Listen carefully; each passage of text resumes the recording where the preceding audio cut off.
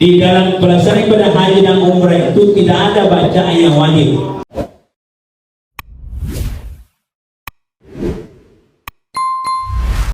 Assalamualaikum warahmatullahi wabarakatuh. Bismillahirrahmanirrahim.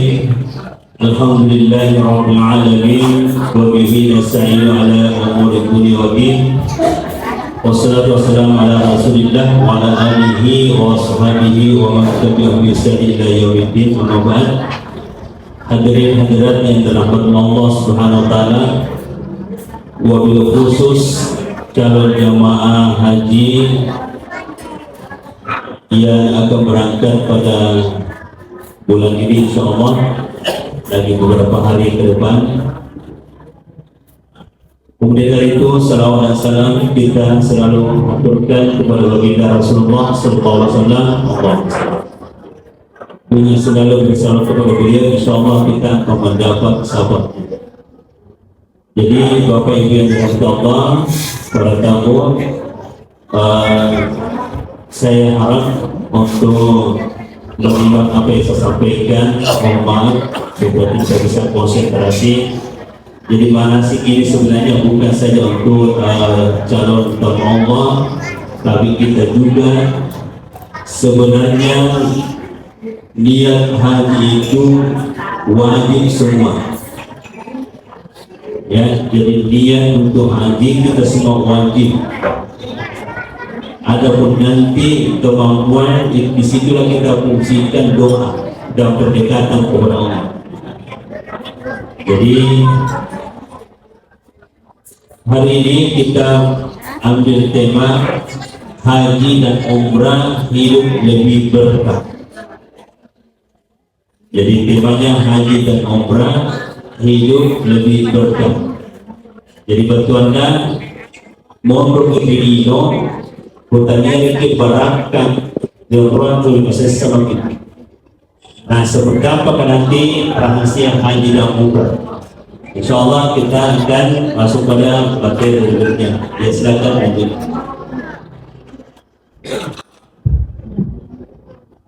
Jawab saja beda.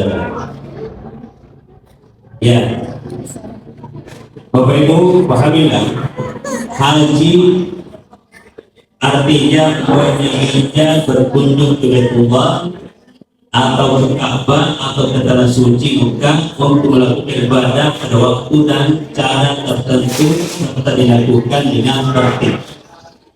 Jadi biasanya ibadah haji yang tungkai kita sengaja untuk berkunjung ke Baitullah atau ke tanah suci untuk melakukan ibadah dan tertib. Ya, jadi ada aturannya. Jadi intinya kita melaksanakan ibadah haji agar supaya bisa mendapatkan haji mabrur. Karena haji mabrur sangat jelas hadisnya, para Rasulullah SAW, al-hajjul mabrur laisa lahu jazaa'un illa jannah. Jadi haji mabrur itu imbalannya tidak ada ke surga. Jadi inilah yang perlu kita optimalkan, bersyukur maka dipikuli caranya supaya optimal mabrur haji kita. Ya, disinilah ilmunya harus dimantapkan. Nasabah mega mopa tahu boleh tanamannya tidak mabrur, mardut, tertolak. Nah, sebelum kita lihat apa tandanya haji mardut dan apa tandanya haji mabrur. Jadi jangan sampai ke makanan bapak ibu yang dulu sudah dari tanah suci makanan mabrur bergantung. Kita lihat sebentar seperti apa gambaran dalam Al-Quran dan hadis. Ya, kita lanjut lagi. Akmal. Lanjut. Ya. Nah, kemudian yang kedua, umrah. Umrah ialah berkunjung ke Baitullah dengan melakukan tawaf, sa'i dan tahlul demi mengharap kepada Allah Subhanahu wa taala. Yang diserahkan ilahi anta maksudi wa ridha maghdubi. Jadi haji dan umrah yang sama-sama berkunjung ke Baitullah. Hanya bedanya kalau umrah yang dilakukan tawaf, sa'i dan tahallul. Ya, kalau ibadah haji banyak tambahannya, ya. Jadi tujuannya semua sama, mengharap ridha Allah. Ya, jadi mulai dari sekarang tanamkan di dalam hati, khususnya calon Dwi Rahman sama Allah, ilahi rabbi anta maksudi. Jadi pada tinggi ayat maka ini buang katai ini dokter buang sampah. Jadi itu pertama harus ditanamkan dan berkunjung kepada suci yang kita berkunjung untuk bermaksud untuk ke Baitullah dan mencari ridha Allah. Itulah niat yang harus ditanamkan di dalam hati. Ya, lanjut. Menunaikan ibadah haji adalah kewajiban terhadap Allah, yaitu bagi mereka yang mampu mengadakan perjalanan ke Baitullah. Barang siapa yang mengingkari kewajiban haji ini, maka sesungguhnya Allah adalah Tuhan yang Maha Kaya, tidak memerlukan sesuatu apapun dari semesta alam. Jadi dasarnya di sini kita garis bawahi kata mampu. Jadi di sini banyak orang salah paham, ya. Kenapa kita salah paham? Karena dia selalu menganggap dirinya punya kemampuan. Nah, ini keliru. Makanya harus kita zerokan diri kita. Yang memberikan kemampuan itu sebenarnya Allah. Kita apa? La haula wala quwata illa billah. Jadi dari kemudian kerilangan kita maka dari pada mampu kita tidak akan suci. Tapi coba kalau kita rubah pola pikir kita, ya. Saya sering sampaikan kalau pergi sini tur, ya para jemaah, kita ini bersyukur ini umat Islam, kita punya Allah, ya, kita punya Allah, Maha Kaya, Maha Kuat. Nah, sisa masalahnya bagaimana cara kita dekat sama Dia supaya Dia selalu berikan kemampuan, kesanggupan dan seterusnya. Jangan andalkan diri kita bahwa saya bisa, jangan, itu namanya sombong. Kita ini tidak punya apa-apa, jadi itu sehingga perlu pendekatan kepada Allah dengan berbagai macam amalan dan perlu doa yang mustajab. Bagaimana cara doa supaya diterima, dipertemukan oleh Allah. Nah, itu yang kita harus lakukan. Ya jangan sama ya tadi wasata kasih depa ini populer ada doa tuh. Nah, saya biasa pelajari kalau kita berniat untuk mau selalu ke tanah suci harus selalu dimasukkan di dalam hati kita betul. Ya kita rindukan Baitullah, kita bayangkan terus Baitullah, insya Allah kita akan bisa berangkat ke tanah suci setiap tahun. Dan itu saya lakukan. Alhamdulillah setiap tahun berangkat ke tanah suci. Karena saya mau tahu saya masukkan dalam hati saya, ya Allah, panggil lagi saya kembali. Lalu saya baca doa, Allahumma rzuqni ziyaratan baitikal mu'azzam wa rasulika mukarram fi hadzal am wa fi kulli ya rabbal alamin. Itu doa yang bagus kita baca, insya Allah saya tahu bisa berangkat ke tanah suci. Ya. Jadi kemampuan di sini jangan merasa kita mampu. Kita zerokan diri kita, nolkan diri kita. Kita serahkan kepada Allah. Doa, usaha itu tugas kita. Baru serahkan kepada Allah. Jadi yaitulah makna daripada mereka yang mampu. Ya lanjut. Ya. Terus melaksanakan umrah wajib sekali seumur hidup. Umrah dilakukan dengan berihram dari miqat, kemudian tawaf, sa'i dan diakhiri dengan memotong rambut atau bercukur atau tahallul, serta dilakukan dengan berurutan atau tertib. Ya, lagi.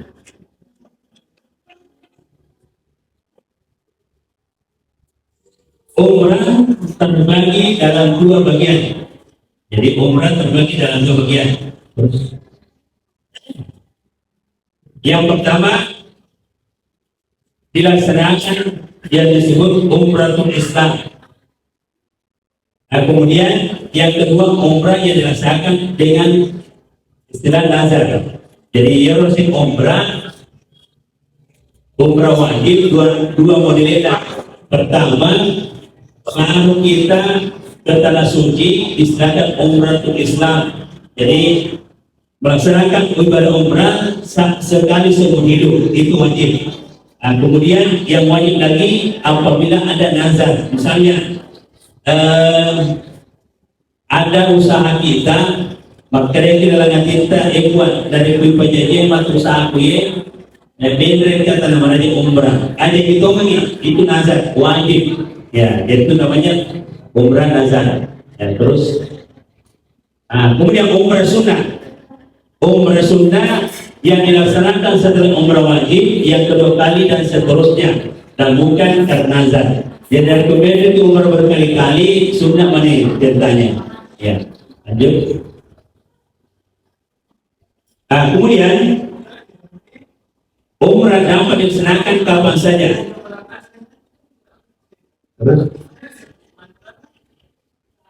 Waktu yang dimakruhkan umrah yaitu pada saat jamaah haji wukuf di Arafah, hari nahar, ya 9 Zulhijjah dan hari tasyrik.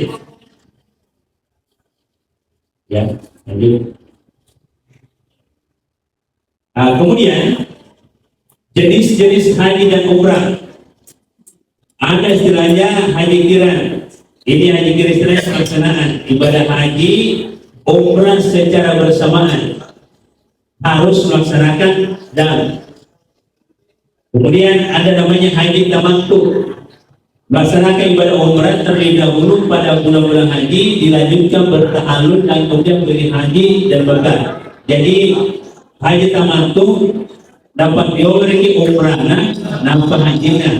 Nah ini wajib dan sama dengan kiran. Jadi satu kali jalan haji dan umrah wajib dan. Nah kalau haji umrah melaksanakan ibadah haji tanpa melaksanakan umrah ataupun apa namanya ibadah melaksanakan ibadah haji, jadi betul ibarat itu haji dulu baru umrah. Kemudian ibadah haji terpisah di antara ibadah haji dan juga ibadah umrah. Jadi intinya haji ifrad itu haji dulu baru umrah dan tanpa dan. Ya jadi terus ini pemahaman tentang proses ibadah haji. Lalu syarat umrah Islam balik akhir merdeka istita'ah mampu.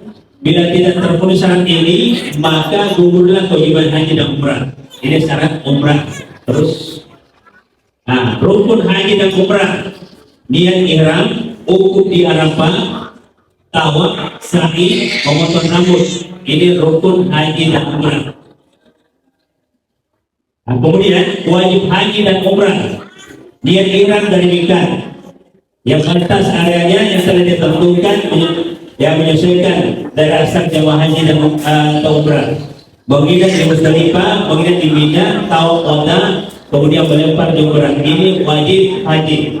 Ya. Terus apa itu ihram? Ya. Ihram ialah niat mulai mengerjakan ibadah umrah atau haji. Selama dalam keadaan ihram, seseorang diharapkan melakukan perbuatan yang sebelumnya yang dihalalkan. Kemudian tempat ihram umrah atau haji ialah dari mikat yang telah ditentukan, namun boleh juga dilakukan sebelum sampai di mikat. Selain dari itu, pakai ihram bagi pria memakai dua helai kain, yang satu diselesaikan dan kedua bahu bagian atas dan satu jadikan sarung bagian bawah. Pada waktu masyarakat tawaf disunahkan ke ihram misalnya yang digerakkan saja ittiba, yaitu dengan membuka bahu sebelum sebelah kanan dan menutup bahu sebelah kiri. Ini bagi laki-laki ya, jangan konsentrasi kalau ini. Jadi bantu dulu. Ya lanjut. Kain ihram disunatkan warna putih bagi pria, bagi wanita memakai busana muslimah, yaitu pakaian yang menutup seluruh tubuh kecuali wajah dan kedua tangan. Jadi itu kalau pakai ihramnya perempuan itu ya wajahnya wajib diperlihatkan, karena ada juga perempuan pakai cadar. Jadi itu sehingga saya sampaikan bahwa cadar sebenarnya itu adalah tradisi perempuan Arab. Tidak sah ihramnya kalau dia pakai cadar. Bahkan kalau sholat pun juga tidak sah sholatnya perempuan kalau pakai cadar. Ya, jadi ini pemahaman enggak ada selama ini diwakilkan bahwa cadar itu pakaian muslimah, bukan. Itu pakaian tradisi perempuan Arab. Ya saya sendiri langsung tanyakan istri yang teman di Arab Saudi itu, karena waktu saya berkunjung ke rumahnya waktu itu, dia juga seperti kita, sama dengan perempuan Indonesia. Sekali kita mau ke Jeddah, dia pasang cadarnya. Ya saya tanya, Bu, Kenapa tadi waktu saya ada berkunjung di rumah dan tidak pakai cadar? Ini kita mau keluar pakai cadar. Nah, langsung dia bilang, itu cadar Ustaz, bagian tradisi perempuan Arab. Jadi itu perlu pahami. Jadi jangan sampai mereka makan kacau contoh itu cadar pada lagi rumah. Itu bagian tradisi perempuan Arab. Kenapa dia tradisi cadar itu pada perempuan Arab? Ada dua. Pertama, terkadang di Arab Saudi itu datang hujan debu. Itu sehingga cadar itu berguna sekali. Yang kedua, laki-laki Arab itu dari komunitas tanpa makmur pada sudah angin. Nah, beda dengan laki-laki orang Indonesia. Nah, itulah sebabnya sehingga cadar. Dan memang pernah saya uji. Ya, pernah saya uji pada waktu pertama ke Tanah Suci tahun 2008. Jaraknya bukan hotel saya tempati. Ya, karena reguler sekolah yang saya tempati madrasah ibtidaiyah itu 15 km dari Masjidil Haram dan tidak pernah kita jalan kaki naik bis. Itu tahun 2008. Dan kasus di situ sebenarnya sehingga Menteri Agama itu dicopot karena pas saya punya rombongan kloter bermasalah. Jadi rombongan kloter itu biasa bermasalah, itu kita tinggal di airport itu 2 hari 2 malam, tidak pernah makan nasi. Jadi air memang tergil. Jadi rosi bawa si mega nanti biarina. Nah, itu kita komplek per 1 hari. Jadi ya luar biasa agak sedang. Dari jaraknya itu ya sekitar 15 km, jadi 30 km PP. Nah, jadi ya dorong biasa agak sedang kuping kiri ke Makadan. Penyelenggaraan biasa apa namanya Kementerian Agama ada di situ salah teknis. Jadi itulah pentingnya komunikasi. Jadi bayangkan kita sudah masuk di bandara, pesawat yang kloter di depannya rusak. Jadi yang reke yang pesawat reke itu yang melu reke itu nangis ada nama mana kloter 3 ini tak foto ini nama sesa. Ya Allah, yang menderita sekali waktu itu.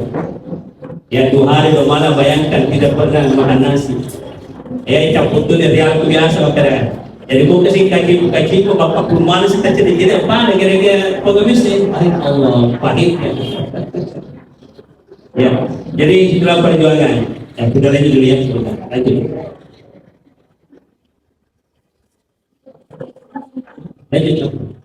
Ya. Nah, kemudian larangan. Jadi perlu diperhatikan larangan selama ihram bagi pria memakai baju dan celana atau sarung atau pakaian biasa yang terjangkit serta sepatu yang menutup kepala yang melekat seperti kunci, topi, kecuali jika ada luka yang mengharuskan diperban dan menutupi sebagian kepala atau seluruhnya. Ini bagi laki-laki. Nah, terus bagi wanita, ya, jadi larangan bagi wanita bersarung tangan, menutup muka atau wajah, memakai cadar atau masker, mengenakan pakaian transparan dan ketat. Ini dilarang bagi wanita kalau sudah niat ihram, ya. Jadi nanti pengen yang kedua ya, dibaca-baca dalam perjalanan. Kemudian bagian apa larangan selama ihram bagi pria dan wanita, ini larangan dua-duanya, laki maupun perempuan, memakai wangi-wangian kecuali yang sudah dipakai ibadah sebelum niat ihram. Yang kedua, memotong kuku dan mencukur atau mencabut rambut badan. Kemudian yang ketiga, memburu binatang buruan dan buruan darat yang liar dan boleh memakan. Ini dilarang bagi pria dan wanita selama dalam keadaan ihram. Jadi dalam keadaan ihram itu berlaku seperti ini. Kalau sudah tahallul tidak nih. Ya lanjut. Kemudian membunuh dan menganiaya binatang buruan darat dengan cara apapun kecuali binatang yang membahayakan. Menikahkan atau membina wanita untuk dinikahi dan dinikahkan dan menjadi saksi nikah, bertunggu atau bersetubuh atau mencaci, bertengkar atau mengucapkan kata-kata kotor, berbuat fasik. Ini semua larangan bagi pria dan wanita. Ini dalam keadaan ihram. Ya, saya teringat ya tahun 2020 ada jamaah saya kasih nikah di Dewan Baitullah. Tapi itu sudah rangkaian selesai ihram. Ya, jadi Yang saya bilang kita pakai biasa itu sejarah luar biasa, tidak bisa saya lupakan. Upanikah di luar Baitullah, Masya Allah. Jadi kalau ada berniat untuk dinikahkan di Baitullah, yang mengantar kepada fajar itu nanti. Ya lanjut. Ya Bapak Ibu yang Allah, mari kita amati hadis ini, keutamaan umrah dan haji. Qala Rasulullah SAW, al-umratu ila al-umrati kafaratun lima bainahuma wal hajjul mabrur laisa lahu jazaa'un illa jannah. Nah, inilah tujuan kita. Jadi maka dari kita SAW, al-umratu ila al-umrah kafaratun lima bainahuma. Ibadah umrah ke ibadah umrah berikutnya adalah penggugur dosa di antara keduanya, dan haji mabrur tiada balasan bagi pelakunya melainkan surga. Jadi ia perlu ibadah nasabah jamaah haji sekarang khususnya reguler itu antaranya sangat panjang. Di baru saya ingat 28 tahun reguler, tapi ada terbaik kita mendaftar tahun ini, berangkat tahun ini, bahkan ada lagi tantangan COD. Artinya kalau diragukan terbaik kami ini, ya nanti di atas donasi, ya 25 juta, dan 250 juta, jadi kena buruk.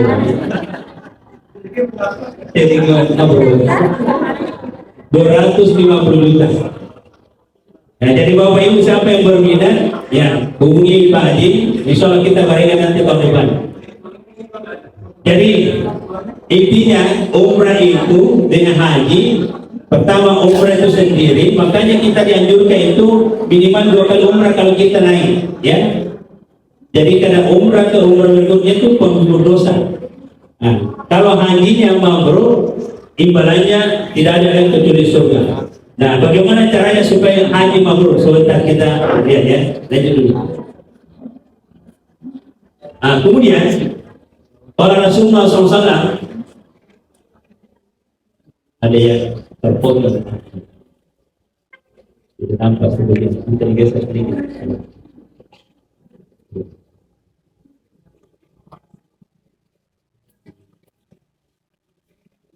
Ya. Ya, kalau Rasulullah SAW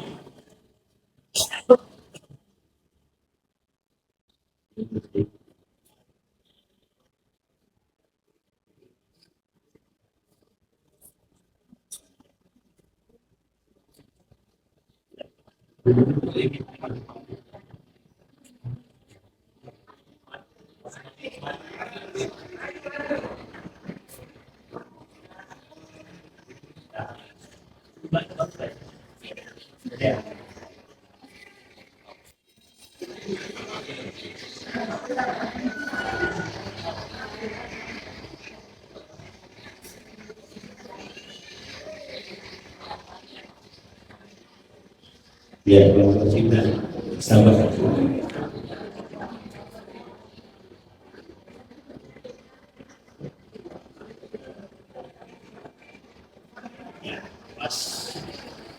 Jadi keutamaan umrah dan haji.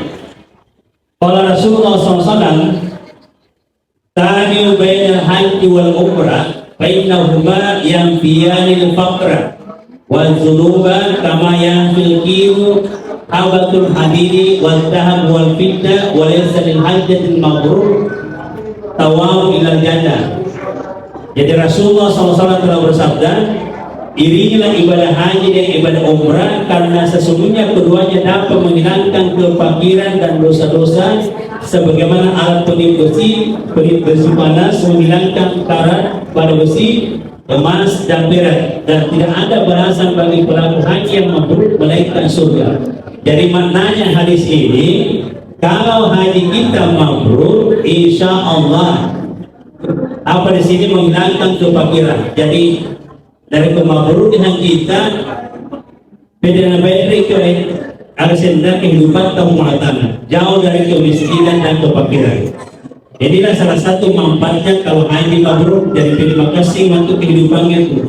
Jadi kalau ada jamaah dari tanah suci ya ibu, bapak dari tanah suci dan dikasih asing, berarti itu hajinya bermasalah. Ya, jadi rata-rata ini jaminan. Kalau haji mabrur, insya Allah kehidupan kita lebih baik. Karena itu dapat menghilangkan kefakiran, kemiskinan. Jadi kalau ada kalau banyak pemahaman baliknya, kalau ada bapak ibu dari tanah suci dan dikasih asing di mana rasa-rasa berarti hajinya tak bertanya. Nah, seperti apa nanti fase-fase haji mabrur lanjut. Ya. Ya kita paparkan dulu secara umum ilmunya, baru kita masuk ke pendalaman. Berikutnya keutamaan salat di Masjidil Haram Mekah dan Madinah. Ini juga salah satu tujuan ya. Qala Rasulullah SAW, salatu fi masjidi afdalu min alfi salatin fi ma siwahu illa al-masjidil haram, wa salatu fi masjidil haram afdalu min mi'ati alfi salatin fi ma siwahu. Jadi Rasulullah dalam bersabda, salat di masjidku di Madinah lebih utama daripada 1000 salat di masjid lain selain Masjidil Haram.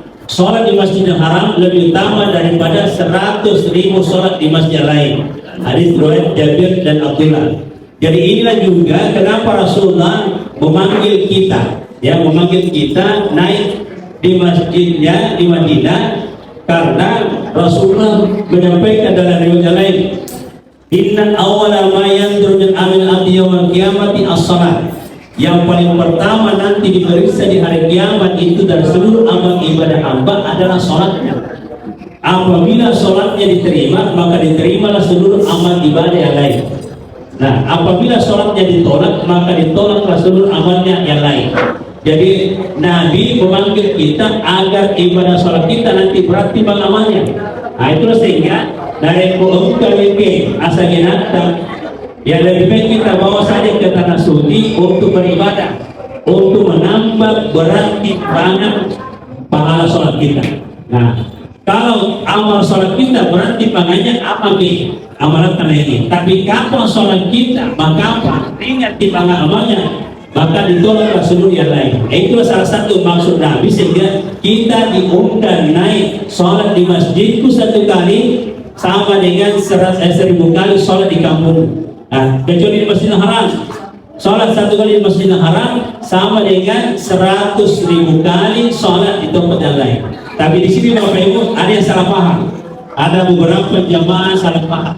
Boleh dari kita nama raya, dia lalu ke berjamaah masjid, malah dia sembahnya. Padahal boleh ke nama raya. Kita naik ke suara, maka dia kilo sembahnya berjamaah, mereka sembahnya ke Mekah. Nah, ini salah paham. Jadi hanya pahalanya dilipat gandakan, tidak menggugurkan kelima sholat. Nah, itulah harus dimantapkan manasik. Jadi ada beberapa jamaah saya dapat itu matur turun ke berjamaah, maka dia megin sampainya buka masjid juga sampainya di selar 100.000 kali itu. Ya Allah, ini namanya gagal paham. Ya. Jadi bukan berarti menggugurkan kewajiban lima waktu, hanya pahalanya bonus mereka nama sedang uangnya. Jadi begitu maksudnya ini hadis ya. Lanjut. Kemudian ya haji dan umrah mulai hari ini kuatkan niat kita ke Baitullah dan mulai zikirkan dengan lafaz labbaik Allahumma labbaik. Jadi Bapak Ibu dirahmatkan. Jadi ini materi secara umum. Lalu kita masuk pada pendalaman. Bagaimana cara pelaksanaan haji mabrur? Di mana kita mulai start? Sesuai dengan petunjuk baginda Rasulullah SAW, innamal a'malu binniyat.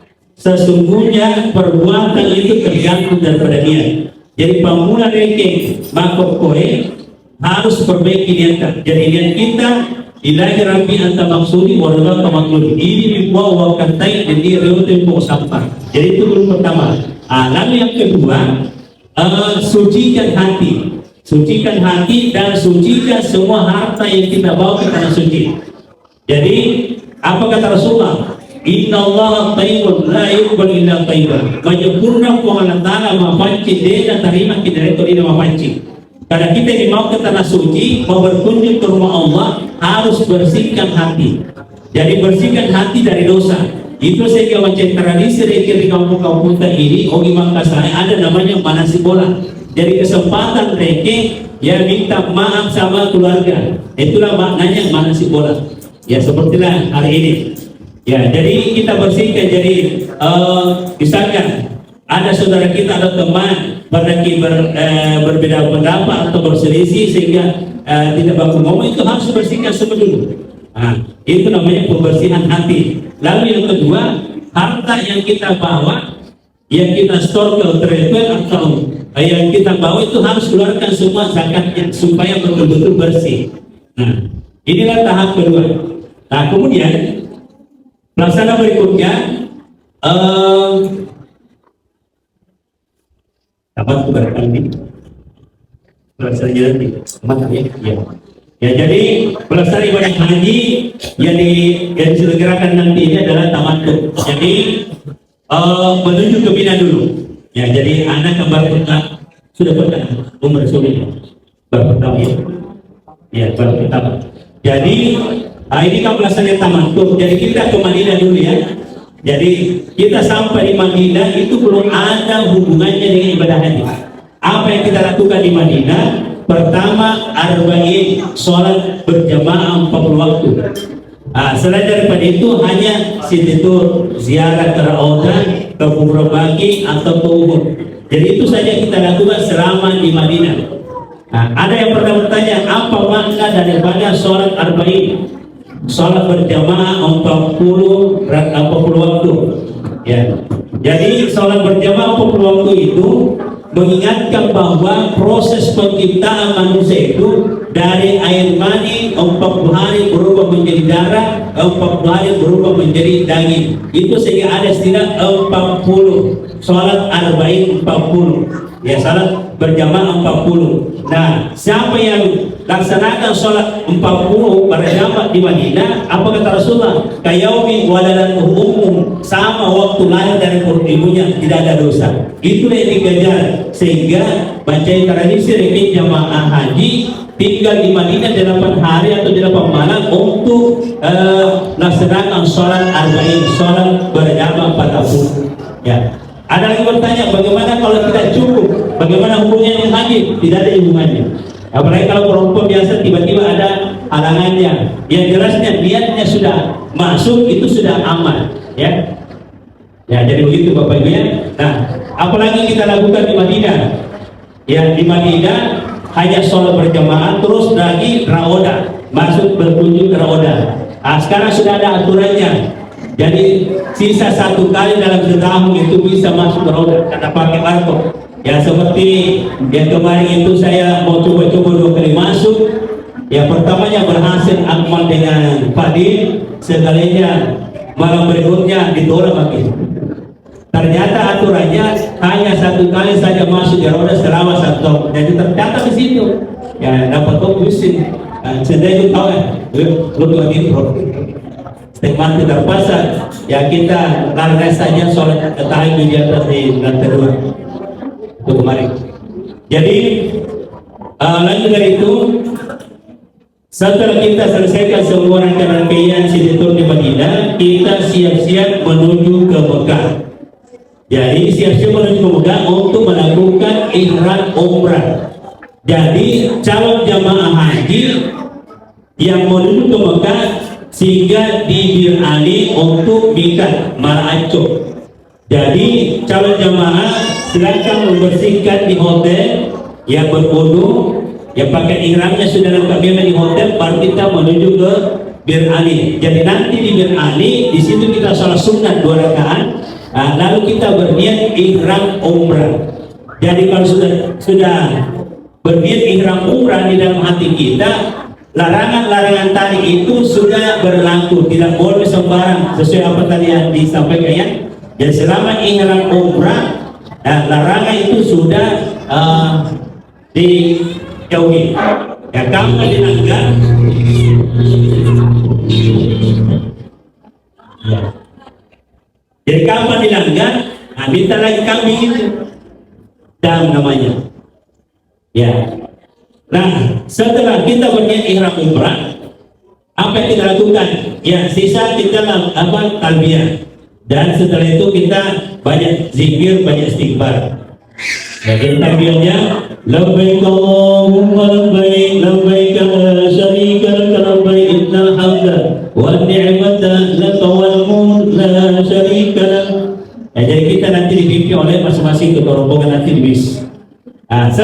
sampai kita di Mekah, ya kita masuk di hotel dulu, kan, karena ada junjungan kita. Jadi kalau saya tekankan, usahakan bikin kelompok terkecil. Ya, bikin kelompok terkecil. Jadi sekali pun ada rombongan, ya kelompok terkecil itu si kamar rata. Jadi ambil kamar kita, ya si sekretari kita pakai untuk tawaf.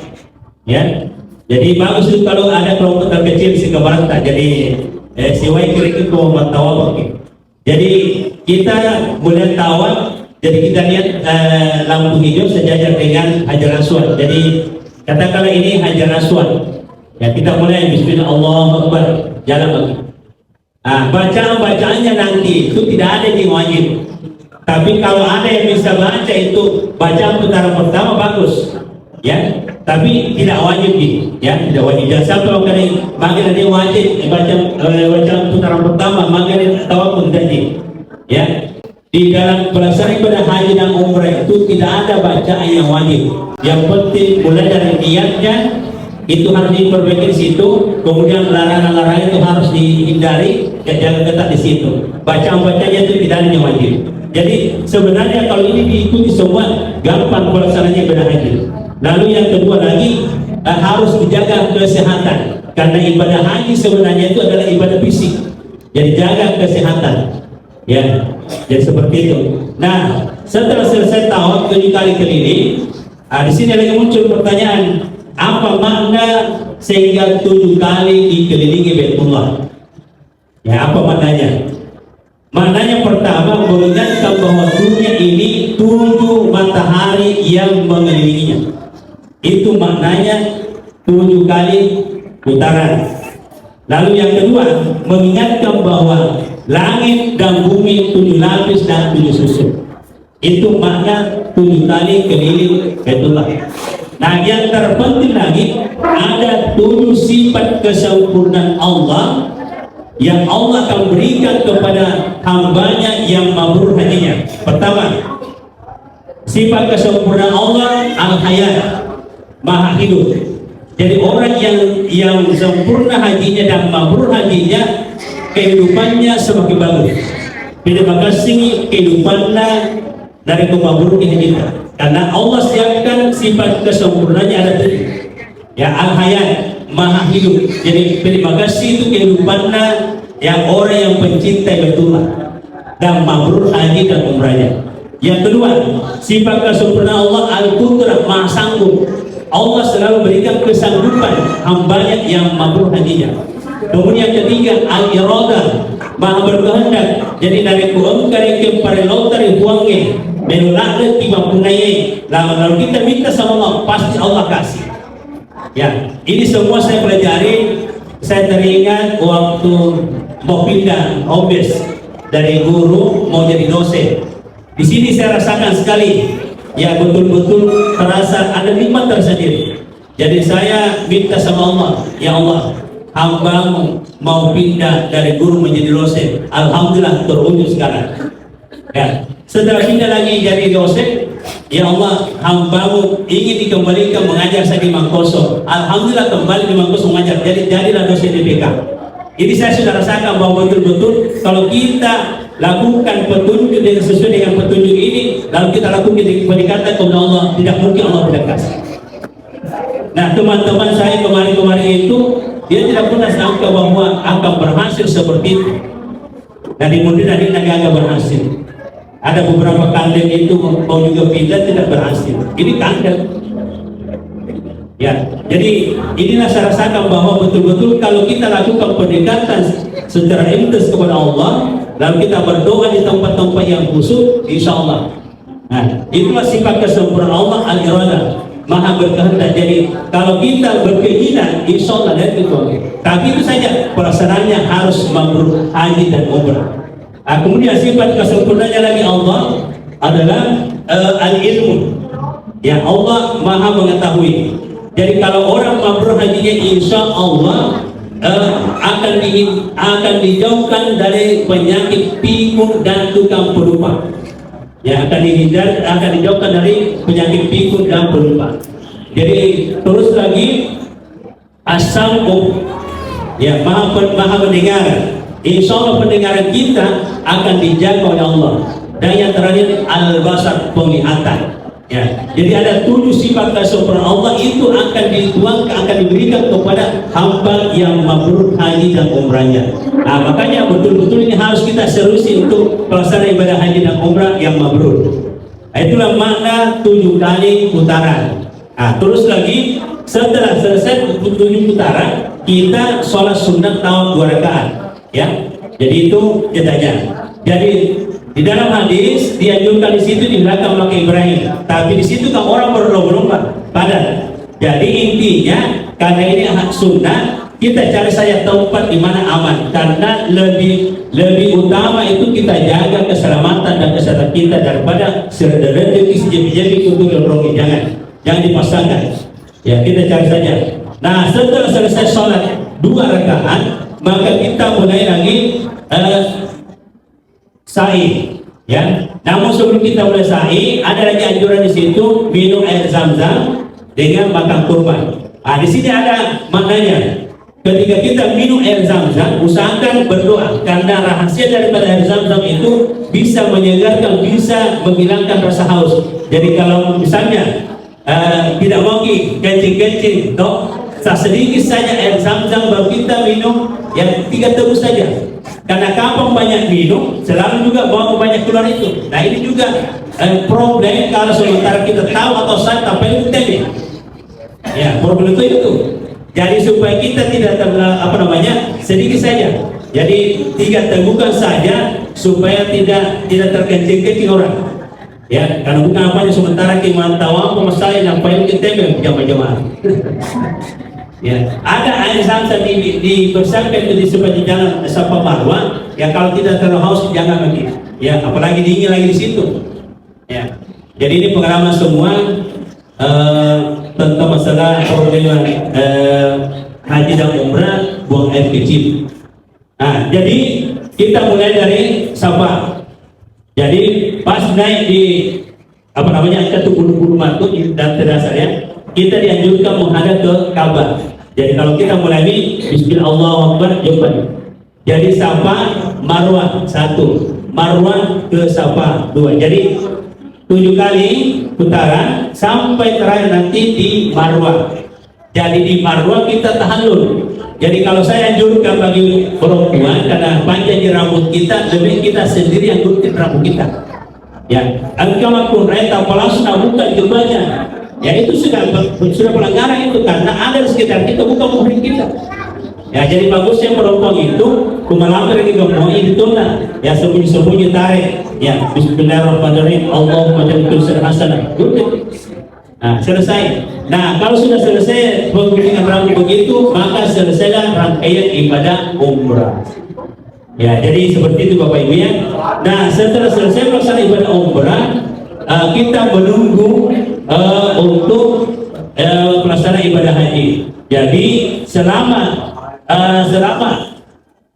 sebelum berangkat ke Arafah, di perantaranya itu sholat berjamaah saja kita jaga. Ya, jadi rugi kalau di hotel kita sholat. Ada beberapa pendapat itu apa dia bilang, yang penting katanya kita sholat di dalam area tanah haram, itu keliru. Saya langsung katakan itu keliru. Di dalam hadis yang saya tampilkan tadi itu, yang disebutkan di situ adalah Masjidil Haram, itu bukan tanah haram. Ya, jadi pentingnya kalau kita punya ilmu, yang dicantumkan di situ Masjidil Haram. Nah, berapa Masjidil Haram di Mekah? Hanya 1 yang kita tahu, ya toh? Karena ada pendapat mengatakan yang penting di tanah haram ya di hotel atau yang beda pahalanya Pak. Ya, saya perketat di sini supaya jangan ya tuh mau kutue, ya sih sudah punya. Ya, jadi kalau mau dapatkan pahalanya 100.000 kali, kita harus makmum pada imamnya Masjidil Haram. Ya, itu abdalnya. Jadi makanya sholat harus betul-betul kita jaga. Jadi Bapak Ibu yang dirahmati Allah, jadi beberapa hari kemudian masuklah tanggal 8 Zulhijjah, persiapan menuju ke Arafah. Jadi tanggal 9 Zulhijjah kita ambil mikat, acok di kamar kita di hotel. Jadi mandi, berwudu dan sholat sunnah di kamar masing-masing, baru niat ihram haji. Ya, jadi untuk kamar teman itu berniat ihram haji. Jadi kalau sudah berniat ihram haji, berlaku lagi larangan tadi. Jadi larang begini-begini. Jadi selama kita ihram, ya dalam keadaan ihram seperti itu, hati-hati tentang larangan. Ya, jadi kita menuju ke Arafah. Jadi sampai nanti di Arafah, apa yang kita lakukan? Jadi pas masuk di Arafah, masuk di tenda, ya karena nanti besoknya begitu, kita mulai wukuf, nanti matahari tergelincir. Jadi dan di besoknya nanti matahari tergelincir, itu diawali dengan khutbah wukuf dulu. Ya, yang laksanakan khutbah wukuf adalah pembimbing di situ. Nah, setelah itu baru kita sholat duhur di jamak kasar, dua rakaat duhur, 2 rakaat asar, itu jamak takdim di kasar lagi. Jadi niatnya ya usolli pada sholat duhur kasra menjemu ila sholat asar. Ya, jadi cici bagi niat ya 2 rakaat bersalam, lanjut lagi 2 rakaat untuk asar, itu jamak takdim. Nah, setelah sholat begitu apa lagi dilakukan nanti? Ya kita perbanyak saja zikir, baca Al-Quran, tasbih dan seterusnya sampai terbenam matahari. Jadi kalau sudah terbenam matahari, kita siap-siap lagi sholat maghrib 3 rakaat dan ditambah takdim lagi isanya ditarik ke maghrib. Jadi isanya 2 rakaat ini jamak takdim kasar lagi. Nanti setelah itu baru kita siap-siap tinggalkan Arafah menuju ke Musdalifah. Jadi di Musdalifah nanti lewat tengah malam baru bisa kita lewat di Musdalifah. Jadi kita singgah di Musdalifah, ambil batu-batu, ya batu-batu 49 karena kita nampak awal rombongan pertama saja. Jadi 49 batu-batu yang seperti kemarin saya sampaikan, ya pada nakit TWP atau pada guru aja nama pada pajak guru saya ambil pokok itu. Ya, jadi 49. Nah setelah itu kita menuju ke Mina. Nah, kalau sampai di Mina, lalu ada batu kita jatuh, di mana kita dapat untuk mencukupinya? Cari saja batu di sekitar Mina. Nah, terus lagi kalau misalnya menuju ke Jamrah, tiba-tiba tak ada nasi, cari saja batu di sekitar pelataran Jamrah. Jadi tidak ada masalah, jangan sampai kalau kadang harus kembali ke Musdalifah, hendaknya. Ya, jadi begitu ya. Nah, pas pun tak kampung kira-kira di Mina. Ya, jadi tiga Jamrah, ulang Ustaz Akbar. Jadi ulang Ustaz dilewati, ini dulu Akbar. Jadi terdirinya itu kita masuk saja berapa saja di tembok. Ya tahu saya terlalu jauh ya, yang sampai nak kena udah tahu ya. Jadi kan artinya sama menyambut terus orang. Jadi kita rapatkan saja di pagar, ya baru kita lontar 7 kali ya. Aja tuh sedikit makanya iron itu cici bapak kurung. Ada juga begitu. Ya, kalau saya tidak juga begitu, ya, usahakan ambil maknanya. 7 kali melontar seperti itu, semua sifat-sifat setan, sifat jahat yang ada dalam hati kita itu tidak dilempar. Ya, tadi ada kebakaran tempo yang pada setan itu hanya monumen saja, bukti bahwa di situ pernah iblis berdiri lalu dilempari oleh Nabi Ibrahim, Siti Hajar dan Ismail. Itu hanya model sejarah saja. Tapi maknanya melontar itu sifat-sifat setan yang ada dalam diri kita itu kesempatan dilempar. Jadi makanya jangan langsung tujuh kiri langsung satu lempar begitu rugi. Ya, jadi itu semua apa sifat-sifat jelita, misalnya tuli manoko kira-kira kita, misalnya itu kekurangan balance sih di manoko sih, itu semua dilempar tuh, pokoknya semua sifat-sifat jadi harus dilempar. Itulah maknanya pelontaran Jamrah. Nah setelah selesai pelontaran Jamrah, kita mundur cari tempat untuk menggunting, itu tahallul ya, supaya cepat lepas dari pelarangan-larangan tadi. Laki-laki juga supaya cepat pakai celana. Nah jadi begitu. Nah setelah itu kita tunggu lagi pelontaran kedua. Jadi kalau sudah pelontaran kedua, ulang Ustaz Akbar. Ya sama saja lagi 7 kali. Ya. Nah nanti terakhir ya pelontaran ketiga, ulang Ustaz Akbar. Nah kalau sudah selesai semua itu, maka kita siap-siap tinggalkan Mina menuju Mekah. Bisa langsung ke hotel, simpan semua dengan kita, baru kita laksanakan lagi tawaf ibadah. Jadi tawaf ibadah itu masih rangkaian ibadah haji, ya. Jadi tawaf ibadah itu, ya tawaf seperti tadi, keliling 7 kali baru sholat sunat, sa'i, ya tidak tahu usah lagi tahallul kalau sudah tahallul di Mina. Nah setelah itu selesailah rangkaian ibadah haji. Nah jadi proses ibadah haji yang penting kita sehat, insya Allah bisa dimaksimalkan. Tapi yang paling terpenting lagi Bapak Ibu, setelah kita pulang dari tanah suci nanti penjagaan haji, ya. Jadi saya gambar itu makanya pelaksanaan ibadah haji di Mekah, ya. Kembali ke tanah suci lebih berat lagi pemeliharaannya haji. Saya tadi ingat penjaga hotel di Mekah itu, saya pernah tanya, itu penjaga hotel, kebetulan dia orang Mesir. Saya bilang, apakah semua orang Arab itu sudah haji? Apa dia bilang? Tidak. Alasannya apa? Dia bilang rata-rata orang Arab itu nanti umur tua baru pergi haji. Kenapa? Karena itu pemeliharaannya ibadah haji itu ya ketat sekali. Kenapa dia bilang? Kalau kita laksanakan ibadah haji, rukunnya syaratnya semua gampang. Tapi setelah pulang dari tanah suci, kita sudah selesai ibadah haji, di penjagaannya ibadah haji itu berat. Itu sehingga di dalam Al-Quran itu Allah katakan al-hajj masyhurun ma'luman faman farada fihi al-hajja fala rafata wala fusuka. Ini yang dua, fala rafata jadi lidah. Jadi kalau ada Bapak Ibu dari tanah suci lidahnya masih suka gosip, dusta, ghibah dan seterusnya, itu tanda tanya hajinya. Ini kalau haji mabrur. Wala fusuka, ya itu tingkah laku. Jadi penafsirnya wala fusuka tingkah laku. Jadi kalau ada Bapak Ibu dari tanah suci tingkah lakunya, pergaulannya itu masih seperti waktu sebelum haji, berarti hajinya bermasalah. Apalagi misalnya ya berpakaian masih transparan, ketat, kemudian memisbah kelihatan, ini semua itu tanda tanya haji. Tetapi mohon ibu-ibu, itu memisbah itu bukan pakai haji, hanya buatan nenek moyang kita dulu untuk menandai bahwa ini dari tanah suci. Boleh memisbah Bapak Ibu, tapi tetap pakai ihram kita, ibu-ibu itu dipertahankan. Marahkan pakai ihram kita di waktu wukuf itu dipertahankan. Jadi termasuk ini kan dipertahankan. Kalau misalnya mau lagi ambil tradisinya dari moyang kita, pakai memisbah, taruh memisbah, tapi tetap ada jilbab di dalamnya. Jaga mereka memisbah, tapi ada cerita, tapi itu sudah tadi 50 haji. Silakan tanya semua ulama-ulama. Bisa kamu mabrur haji kalau begitu modelnya?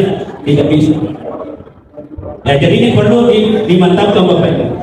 Ada lagi, komplain kerengan dipanggil, Ustaz bagaimana ini? Nah saya sudah terlanjur begini 2 kali naik haji, nama sebegini. Apakah naik haji ke kembali? Tidak. Taubat sekarang. Parisu kemabruran haji tak. Jadi tuh kembali kita punya aurat seperti waktu wukuf di Arafah.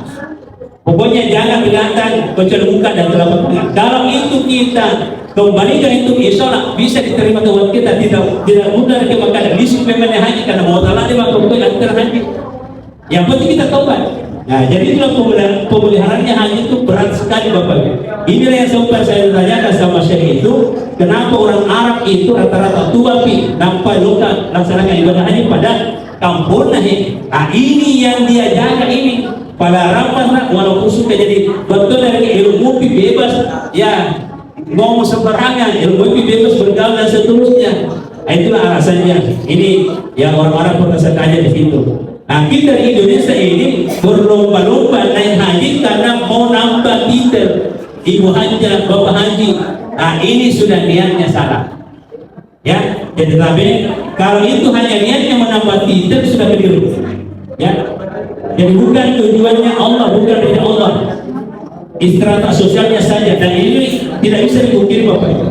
Rata-rata orang berlomba-lomba itu tidak ditambah. Jadi makanya saya sampaikan bahwa perbaiki memang niat kita. Masalah tambahan haji hanja itu ya akan ikuti dengan sendirinya. Ya tahu saya itu tujuan. Ya coba Nabi kita lagi dong. Manasa-nasa tidak pernah disebut Haji Muhammad. Orang-orang Arab semua di atas itu tidak disebut. Dan ternyata saya telusur sejarah, memang hanya Indonesia, Malaysia, Singapura, Brunei itu yang nambah titel. Yang lainnya tidak. Ini sejarah. Ya, jadi bukan berarti apa ya? bukan memikirkan nama hati tidak. Yang penting hati kita di dalam itu. Maksud dan tujuan kita harus dimantapkan bahwa ridha Allah dan sekaligus menyempurnakan rukun Islam kita. Ya, jadi seperti itu Bapak Ibu ya.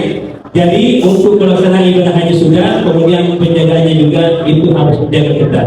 Ya, saya rasa itu barangkali karena waktu batas kita.